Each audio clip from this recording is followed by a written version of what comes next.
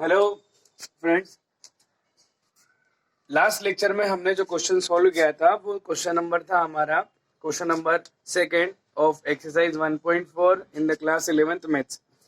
आज हम जो क्वेश्चन सॉल्व करने जा रहे हैं वो है क्वेश्चन नंबर थर्ड और एक्सरसाइज 1.4 का। देखिए क्वेश्चन ने क्या बोला है, according to the question number third, if A and B are two sets such that A is a subset then what will be the A union B? A is a subset of B, then what will be the A union B? अगर A और B दो sets हैं और उसमें A जो है वो किसका सबसेट है, B का सबसेट है, तो A यूनियन B क्या होगा, इसको हमको फाइंड करना है। सॉल्यूशन में हम देखते हैं, देखिए हम पहले कंसीडर कर लेते हैं, दो सेट कंसीडर कर लेते हैं। Let A is a set which contain the 1 2 element, B is a set which contain the another element 1 2 3.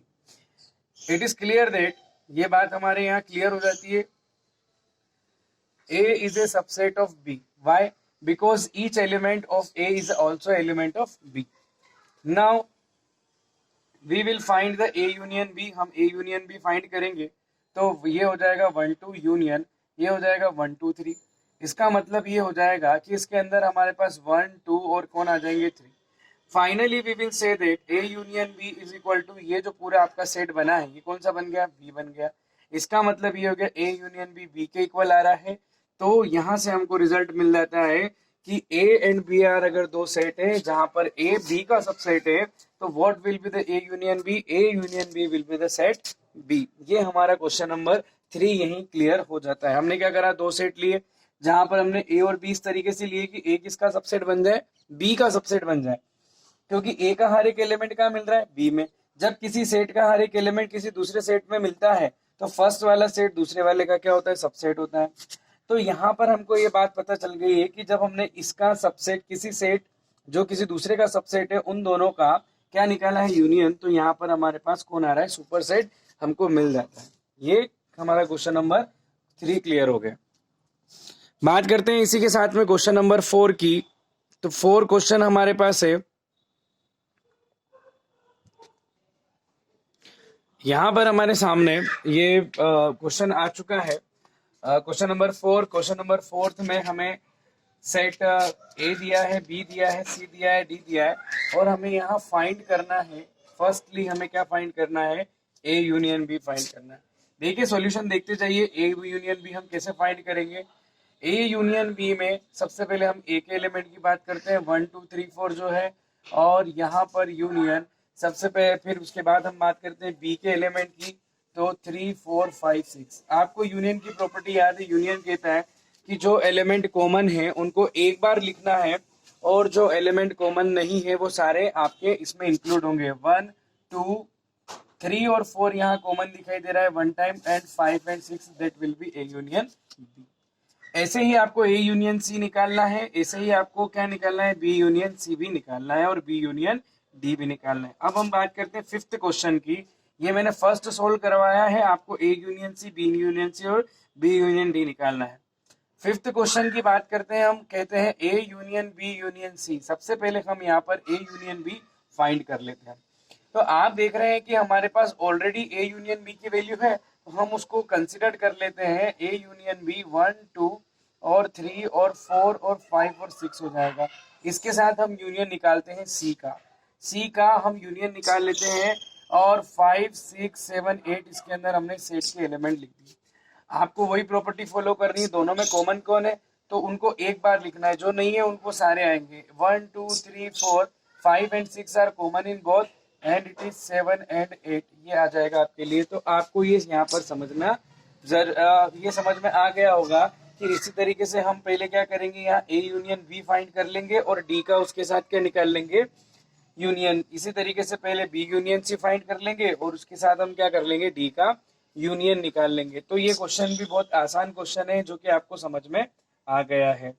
तो यहाँ पर एक बार मैं फिर से रिपीट कर देता हूँ, यूनियन में हम कौन से एलिमेंट लेंगे, जो डिस्टिंक्ट हैं, जो अलग अलग हैं, उनको सबको लेना है। जो दोनों में मिल रहे हैं उनको कितनी बार लिखना है, एक बार लिखना है, ठीक है।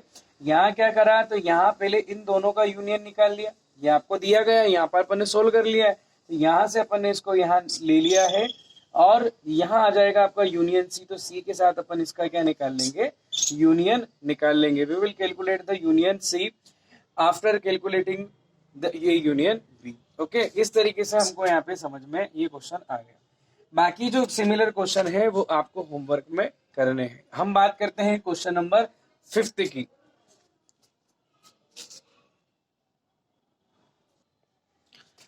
अभी देखिए ये हमारा क्वेश्चन नंबर 5 है और ये जो है ये पूरा पैटर्न आपको ऐसा लग रहा होगा कि जैसे कि अपना जाना पहचाना लग रहा होगा कि शायद इस क्वेश्चन को अपन ने पहले भी सॉल्व कर लिया है इस एक्सरसाइज में। अगर आपको ये लग रहा है कि ये क्वेश्चन आपका जाना पहचाना है या आपने इसको पहले सॉल्व कर लिया, इसका मतलब जरूर आप पढ़ाई कर रहे होंगे। और अगर आपने इसको नहीं देखा है तो इसका मतलब आप पढ़ाई नहीं कर रहे हो, क्योंकि ये क्वेश्चन जो है हमारा, ये क्वेश्चन हमने कहाँ सोल्व किया है, क्वेश्चन नंबर 1 में सोल्व किया। ठीक है, अगर नहीं कर रहे हैं तो करने लग जाइए, क्योंकि आपकी परीक्षाएं भी होगी और मन से ख्यालात निकाल दीजिए कि परीक्षाएं नहीं हो। अब हम बात करते हैं यहाँ पर क्वेश्चन नंबर 5 की। Find the intersection of each pair of set of the question number 1 which is given in the question number 1। तो सबसे हमको क्या करना है, जो क्वेश्चन नंबर 1 के सारे क्वेश्चन है और उसमें हमें क्या फाइंड करना है, इंटरसेक्शन फाइंड करना है। क्या फाइंड करना है, इंटरसेक्शन। उसमें हमने यूनियन फाइंड किया था और इसमें हम क्या फाइंड करने वाले, इंटरसेक्शन। तो एक एक क्वेश्चन को अपन यहाँ सोल्व करते जाते हैं और देखते जाते हैं इनका क्या क्या आंसर होने वाला है। सबसे पहले मैं यहाँ आंसर सोल्व कर रहा हूँ। हमारा आंसर फर्स्ट की बात करते हैं अपन। तो फर्स्ट आंसर में हम देखते हैं कि दिया हुआ है x is equal to set दिए, x एक सेट है 135 जिसके एलिमेंट है और इसका हमको इंटरसेक्शन y के साथ निकालना। तो आप इसे लिखिए x intersection y is equal to, यहाँ आ जाएगा आपका सेट 135 और इंटरसेक्शन आ जाएगा आपका 123। तो देर नहीं करनी, इसमें आपको मालूम है कि इंटरसेक्शन यानी कि जो कॉमन एलिमेंट है उनका क्या बनता है, यहाँ पर सेट होता है। तो इसमें कॉमन कौन है दोनों में, यहाँ पर हो जाएगा 1 और एक और कौन सा हो जाएगा 3, तो इसका मतलब 13। ये फर्स्ट का आंसर है। सेकंड आंसर आपका यहाँ पर होना चाहिए ए ई आई ओ यू और एबीसी में कौन कॉमन है, ओनली। यहाँ पर ए इंटरसेक्शन बी की बात करें तो यहाँ आपका केवल ए दिखाई दे रहा है और बी और सी नहीं दिखाई दे रहे हैं। तो ए दिखाई तो दे रहे हैं मतलब, लेकिन लेने नहीं है ना। नहीं तो आप बोल दो सर आपने दिखाई दे रहे हैं कि बोला है, तो दिखाई तो दे रहे हैं, तो दिखाई दे रहे हैं उससे फर्क नहीं पड़ेगा। यहाँ आपका इंटरसेक्शन आपको चाहिए, यानी कि दोनों में कॉमन ढूंढना पड़ेगा। थर्ड की बात करते हैं अपन, थर्ड वाले में। तो थर्ड की बात करें तो थर्ड वाले में सबसे पहले में क्या, स्पेस, अपने बोर्ड छोटा है ना तो थोड़ा स्पेस कर लेते हैं अपन। तो ये देखिए हम क्वेश्चन नंबर 3 की तरफ जा रहे हैं और क्वेश्चन नंबर 3 में हम यहाँ पर सॉल्व करते हैं। ये दो तो आपको क्लियर हो गए हैं। अब हम यहाँ बात करते हैं क्वेश्चन नंबर किसकी, 3 की। क्वेश्चन नंबर जो आपका 3 है इसका सॉल्यूशन मैं यहाँ लिख रहा हूँ, तो आप ध्यान दीजिए सॉल्यूशन इसका 3। तो 3 में x is such that x is a natural number and a multiple of A 3। x जो है यहाँ पर हम इसका क्या टेबुलर फॉर्म ले लेते हैं। तो इसमें 3 का मल्टीपल है तो 3 6 आपका क्या हो जाएगा 12। यहाँ पर जो हम बात कर रहे हैं ना, तो 3 का मल्टीपल 3 2 6, 3 9 और 3 4 आ जाएगा आपका 12 एंड सो ऑन एलिमेंट इसके अंदर होंगे। बी वाला जो सेट है वो कहता है आपका कि इसके अंदर जो है वो नंबर जो है वो लेस देन 6 है। 6 से कम कौन कौन हो गया, 1 2 3 4 और 5 हो गया। तो इसमें आप केवल ये देख लीजिए, हमको इंटरसेक्शन निकालना है। तो इंटरसेक्शन में ये तो बहुत सारे एलिमेंट है, लेकिन इनमें जो कॉमन होगा वो कौन हो रहा है आपका 3 कॉमन हो रहा है। इसलिए थर्ड सेट के अंदर आपका जो निकलेगा वो आ जाएगा ओनली 3। फोर्थ सेट की हम बात करते हैं सॉल्यूशन में। Fourth set x is such that x is a natural number and x is greater than 1 but less than or equal to 6। यहाँ पर x जो है वो हमारा इक्वल टू 6 है लेकिन 1 से ग्रेटर है, तो 2 और कौन कौन आ जाएगा 3 4 और 5 और 6 आ जाएगा। जबकि b में हमारे पास x is such that x is a natural number and x is greater than 6 but less than 10, यानी कि 6 से ग्रेटर है और 10 से लेस है। तो 7 8 और कौन आएगा 9 आएगा। ठीक है, अब हम इसकी बात कर लेते हैं। यहाँ हम बोलते हैं इनका हमको क्या चाहिए, हमको चाहिए इनका इंटरसेक्शन। हमको इससे कोई दुश्मनी नहीं चाहिए, केवल इंटरसेक्शन चाहिए। दोनों में देख लो आप कॉमन कौन है। आपको लग रहा होगा कि यहाँ कोई कोई कॉमन है, लेकिन मुझे भी लग रहा था ऐसा कोई कॉमन है, लेकिन यहाँ कोई कॉमन नहीं है। कॉमन नहीं है यानी कि क्या हो जाएगा 5। ठीक है, क्योंकि दोनों में इनमें कोई कॉमन नहीं। हम बात करते हैं यहाँ पर फिफ्थ वाले की 1 2 3 and b is equal to 5, ये आपका हो गया fifth. a is equal to इसके एलिमेंट 1 2 3 एंड b जो है वो आपका क्या हो गया 5 है। और यहाँ बात करते हैं a इंटरसेक्शन b की, तो a इंटरसेक्शन b की जो है बात करें तो 1 2 3 और यहाँ आ गया इंटरसेक्शन और क्या आ जाएगा आपका b, यानी कि हो गया 5। तो यहाँ पर जब हम इंटरसेक्शन 5 इन दोनों में निकालेंगे तो इसमें हमें मिलेगा 5। क्यों मिलेगा? क्योंकि दोनों में कोई भी चीज कॉमन नहीं होती, एज यू नो दैट। तो ए इंटरसेक्शन बी जो हो गया आपका क्या हो गया 5 हो गया। ठीक है, क्लियर है?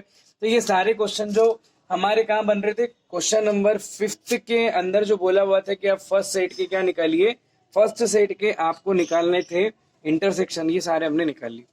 अब हम बात करेंगे क्वेश्चन नंबर 6 की। अगर आपकी इच्छा हो तो बात करें, नहीं तो नहीं करें, लेकिन करना तो पड़ेगी हमें, सिलेबस जो करना है। तो क्वेश्चन नंबर 6 देखते हैं हम।